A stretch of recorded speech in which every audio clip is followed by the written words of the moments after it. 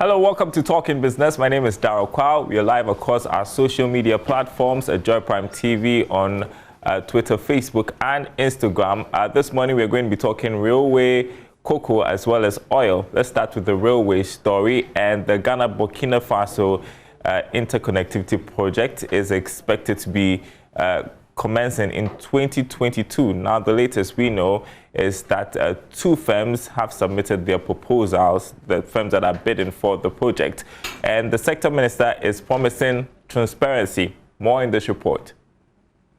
The project from the Tema port to the capital of Burkina Faso is aimed at connecting the two African countries and promoting intra-African trade. After submitting the proposals, both governments will set up a committee to scrutinize and make decision on the best choice for the project. At a ceremony to officially open the proposals, Minister for Railways John Peter Amewu assured the government of Ghana is very committed to the project and will ensure that all timelines are met. I want to assure the bidders that as we started from beginning, the promise that we told everybody that submit bid is the word transparency. And between the two countries, we want to assure you that the evaluation process will come out on a very transparent manner. We are looking for the best evaluated competitive bidder. We are not looking for friends. We are not looking for people who, for some reason, we know or we don't know. We are looking for somebody that can deliver value for the benefit of the two countries. And I can assure the bidders that that confidence and trust, which began with this process, of course, will end with the process. The word is transparency. Some of the bidders also expressed confidence that all the necessary procurement will be done in a timely manner for the project to take off. We want to be trade. We understand trade. Trade doesn't speed like Mercedes. So we are grateful. We are seeing some gradually getting to the end. I'm truly grateful, and hopefully, if we are the chosen bidders, we will be able to do a fantastic job for both countries. The line from the Ghana side begins from Mpakadan, where the ongoing construction of railway line from the Tema port terminates along the Volta Lake. Now, good news for cocoa farmers. That's because the Ghana Police Service is going to be providing security for our farmers on their cocoa farms. This is in a bid to sort of retain crop yield, and it's an agreement reached between the Ghana Cocoa Board and the Ghana Police Service. Here's more. Ghana Cocoa Board recorded about 1.3 million metric tons of cocoa in the 2020-2021 crop season, beating the previous record of 1.024 metric tons in the 2010-2011 crop season. Now, in order to improve on this performance, the board partnered the Ghana Police Service to address issues of security and mismanagement of funds meant for cocoa farmers by officials. Head of Public Affairs at the Cocoa Board, Fifi Boafo, says the move has become necessary after various reports of insecurity by cocoa farmers. The issues that were discussed are very, very critical and important issues to the cocoa industry of our country. The meeting had the opportunity to look at crimes that have been committed within the value chain, robbery specifically, also hijacking of cars or vehicles that are transporting cocoa beans along our roads, and then also taking monies that are meant for the purchases of cocoa beans, and then also monies that are being paid to cocoa farmers.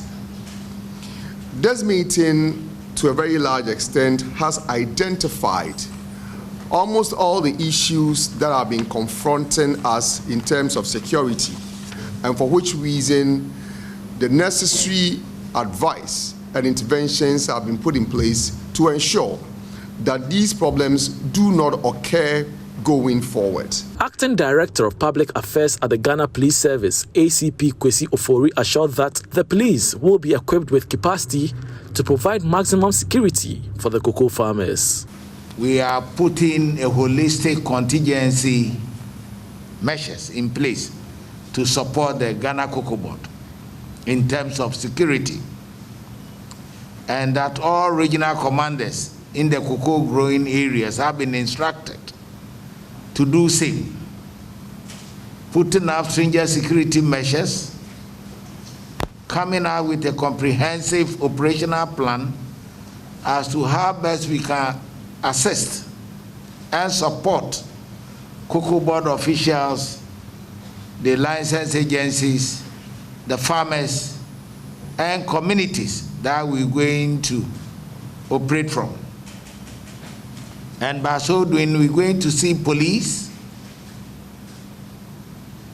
conducting special exercises, mounting snap checkpoints, escorting Cocoa Board officials, escorting